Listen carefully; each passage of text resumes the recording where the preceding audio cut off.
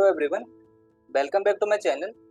आज हम पढ़ने वाले हैं और ऑपरेटर के बारे में एंड ऑपरेटर के बारे में। ठीक है, तो सबसे पहले मैं आपको बताता हूँ कि हम और ऑपरेटर एंड ऑपरेटर को यूज़ क्यों करते हैं और किस तरीके से यूज़ कर सकते हैं। इसको यूज़ करने का हमारे पास क्या क्या बेनिफिट्स हो सकते हैं। ठीक है, सबसे पहले मैं बताता हूँ आपको कैसे डिनोट करते हैं।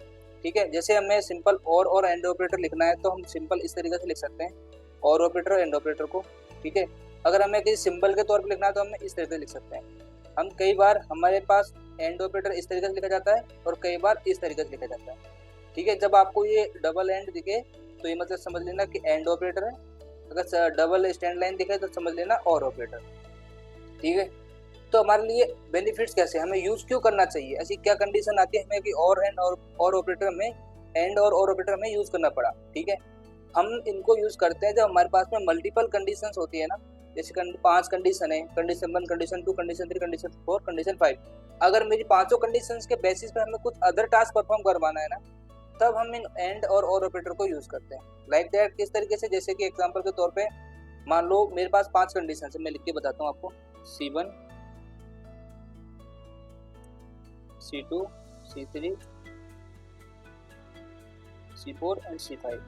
ठीक है, अगर मेरी पांचों की पांचों कंडीशंस ट्रू हो जाती है तब जाके मुझे कोई भी टास्क परफॉर्म करवाना है, हो जाएगा क्लियर। अगर मैं चाहता हूँ कि पांचों की पांचों कंडीशन में से अगर कोई एक भी कंडीशन ट्रू हो जाती है, 5 में से मान लो 4 हो गई फेल्ड और 1 हो गई ट्रू, तो भी मुझे टास्क परफॉर्म करवाना है, तो भी टास्क परफॉर्म हो जाएगा। मान लो रैंडमली पांचों में से कोई भी 1 ट्रू हो, 4 ट्रू हो, पांचों ट्रू हो जाए, मतलब कोई ना कोई भी ट्रू हो जानी चाहिए, तब जाके मेरा टास्क परफॉर्म हो जाएगा। ठीक है, अगर हमारे पास में इस तरीके का कोई सिनेरियो आता है तब हम क्या कर सकते हैं, और ऑपरेटर यूज कर सकते हैं। ठीक है, अगर मेरी पांचों की पांचों कंडीशंस क्या हो जाती है, फेल्ड हो जाती है, पर एक भी कंडीशन मेरी ट्रू नहीं होती, तो मेरा टास्क परफॉर्म होगा नहीं, उस टाइम उस सीन में मेरा टास्क परफॉर्म नहीं होगा।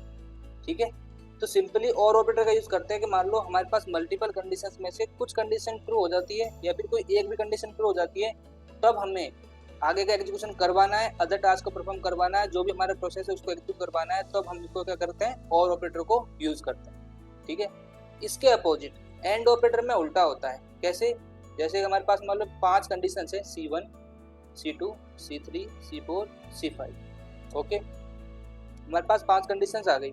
अगर मेरी पांचों की पांचों कंडीशन ट्रू होगी तभी जाके ये मेरा टास्क परफॉर्म करेगा।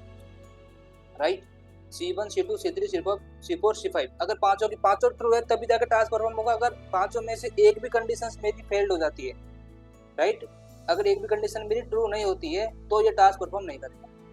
राइट, अगर मेरी पांचों की पांचों फेल्ड हो गई, पांचों की पांचों ट्रू नहीं हुई, तभी मेरा टास्क परफॉर्म नहीं होगा। इस केस में भी सेम नहीं होगा। अगर मेरी पांचों की पांचों कंडीशंस फेल्ड हो जाती है, कोई भी कंडीशन ट्रू नहीं होती है, तो मेरा टास्क परफॉर्म नहीं होगा। इस केस में भी नहीं होगा। इस केस में क्या था, इसमें केस में दो ही कंडीशंस हो सकती है।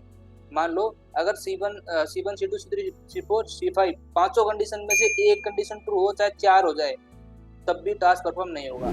इसमें पांचों की पांचों ही ट्रू होनी चाहिए, उसके बाद ही टास्क परफॉर्म कर सकता है, आगे एग्जीक्यूशन करेगा ही नहीं।